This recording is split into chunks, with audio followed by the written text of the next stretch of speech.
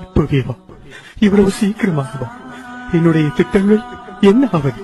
மன்னித்து விடு மனிதா, உன்னை கொண்டு செல்வதற்கான நேரம் இது. நான் இரவு பகலாக உழைத்து சேர்த்தது எனது பொருளாதாரம். நீ கூறியவை அனைத்தும் உன்னுடையதல்ல. அவை பூமியில் நீ வாழ்வதற்காக உனக்கு தந்து வைக்கப்பட்டது, அவ்வளவுதான். என்னுடைய திறமைகள்? அவை உன் சூழ்நிலைகளுடன் சம்பந்தப்பட்டது. அப்படி என்றால் என் மனைவி, மக்கள் மற்றும் உற்றார் உறவினர்கள்? அவர்கள் உன் இதயத்துடன் சம்பந்தப்பட்டவர்கள். அப்படி என்றால் இந்த உடல்?